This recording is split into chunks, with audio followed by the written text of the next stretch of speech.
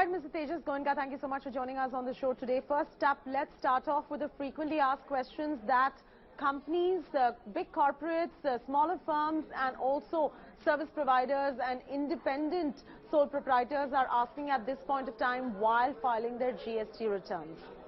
Sure. So there are three categories of businesses that are asking the types of questions right now for GSTR1. The first type of businesses that is typically manual. So they're registered for GST, but they've always run their business on purchase. From them, I think the biggest questions that are coming are, how do I digitize the kind of invoices that I have made? And many people haven't really made GST compliant invoices yet. So while they're uploading it, a lot of rejections are taking place. So that's one category of people. The second is people that have automated, but are not using some kind of accounting software or billing software that has the right GST invoices already. So maybe an Excel or a Word document to make their invoices. I think they're struggling with a similar set of problems that the first group is, but they're also struggling with, because they've recorded their purchases, they're also anticipating what to do in GSTR2. And the third group of people are struggling with a whole host of problems. How do I use the right software? How do I export it? What software do I need to use to upload it?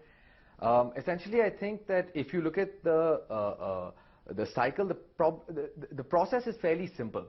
But the big concerns are coming on becoming comfortable with how it's implemented in the portal. And I think that will take a couple of cycles for everybody to become comfortable. So what are the key things really that businesses must keep in mind while filing their GST returns?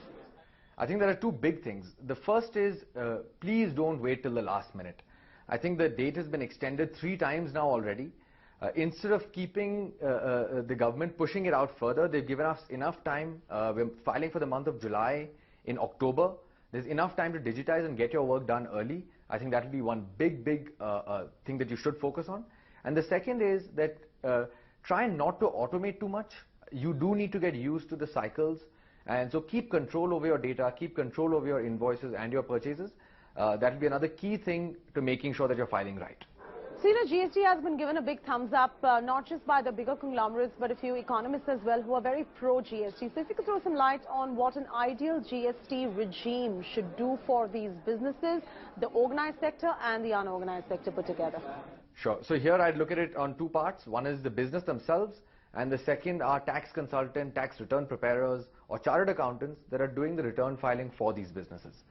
On the business side, I think, again, there are two big parts. The first is, can I record entries correctly? So can I make my invoices correctly? Can I make my purchases correctly? Can I record them in my systems easily? That's number one. And number two is, can I get GST related reporting? Because it's a new law and there are a lot of rules to consider, the software or system that you use needs to highlight these for you and automate these as much as possible. Even while automating, you should be able to correct these problems as soon as you find them out, because I think most businesses are learning about the implications of GST as they move along. Number two is that if you look at the chartered accountants, I think they're looking for accuracy. That is, once I upload the return to the portal, I shouldn't find any errors. I think that's one part they're struggling with. And the second part they're struggling with is speed.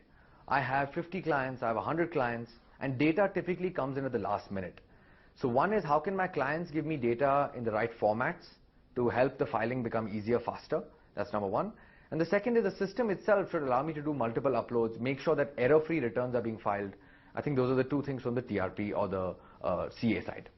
All right, Mr. Goenka, we leave it at that. Thank you so much for joining us today on GST&U. And to our viewers, hope that solves most of your queries. Thank you so much for tuning into this episode of GST&U.